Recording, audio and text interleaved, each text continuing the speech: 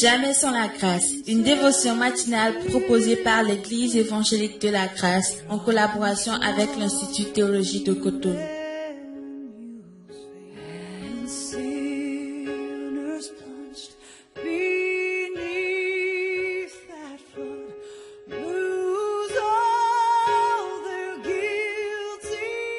Bonjour chers amis, chers internautes, bienvenue dans cette nouvelle journée, nouvelle provision, nouvelle dévotion ce matin. Seigneur Jésus, merci pour ta parole, merci pour ta vie, Seigneur, cette vie que tu es venu mettre au fond de nos cœurs, Seigneur.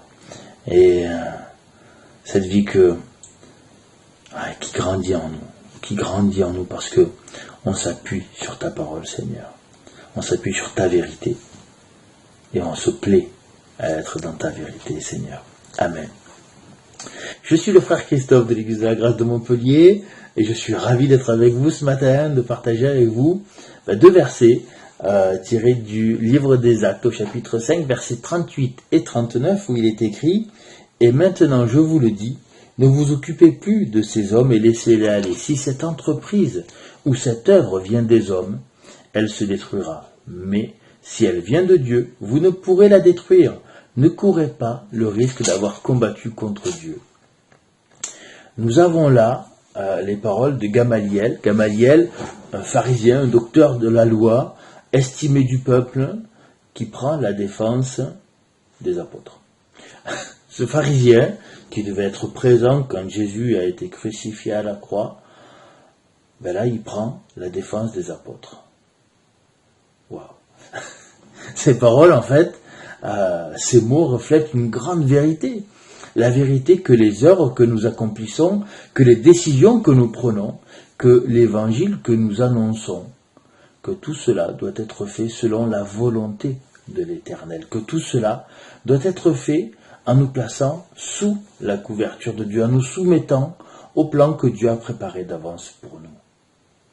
Si cette œuvre vient des hommes, elle se détruira. Effectivement, nous pouvons être amenés au quotidien, aujourd'hui encore, demain peut-être, je ne sais pas, à faire des choses qui sont bonnes, des choses qui sont agréables au regard des hommes, des choses qui sont agréables à notre propre regard. Parfois même, on aimerait en faire encore plus en justifiant auprès de Dieu nos propres décisions.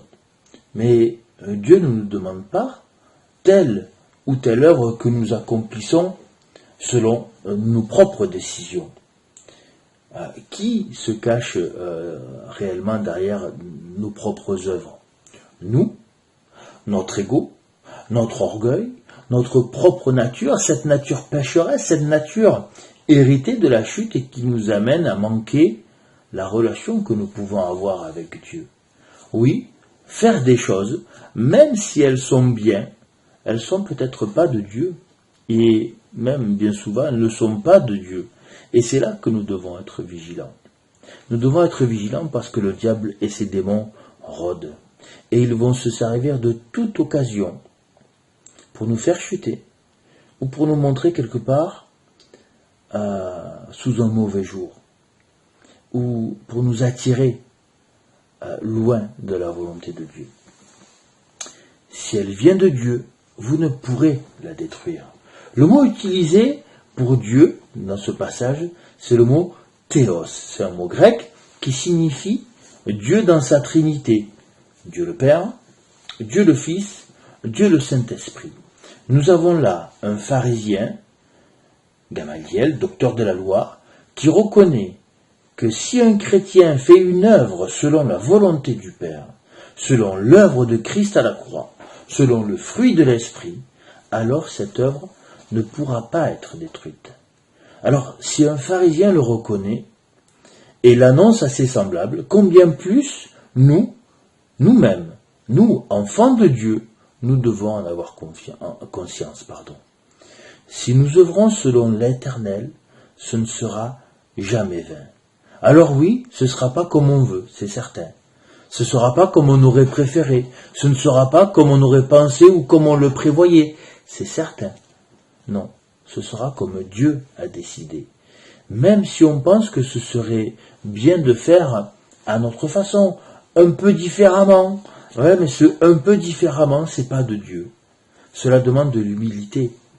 Cela demande d'accepter d'être brisé dans nos propres choix et nos propres décisions. Pourtant, je croyais que, je pensais que... Mais non, si c'est pas de Dieu, c'est pas de Dieu. Si c'est pas de Dieu, c'est de nous. Si c'est de nous, c'est de notre vieille nature. Si c'est de notre vieille nature, c'est celle qui vient du péché. Alors oui, c'est vrai, Dieu cherche des ouvriers pour la moisson, comme on peut le lire en Luc 10, verset 2. C'est vrai, mais comme un chef de famille ou un patron d'entreprise, Dieu cherche des ouvriers qui œuvrent selon sa décision, selon son plan. Des œuvres, nous pouvons tous en faire, et même de belles œuvres. Mais si nous les faisons selon la volonté de l'Éternel, alors ces œuvres seront parfaites, parce que tout ce qui est fait en Christ est parfait. Je vous souhaite une belle journée, et Dieu voulant, on se retrouve demain. C'est tout le temps que nous avons. Si vous avez aimé cette dévotion, parlez-en à vos amis. Parlez-leur du message de la grâce et de ce qu'il fait dans vos vies. Pour un sujet de prière, une question ou plus d'informations, contactez-nous. Téléphone 64 88 35 87 ou 96 42 69 05 ou par WhatsApp au 94 75 80 20.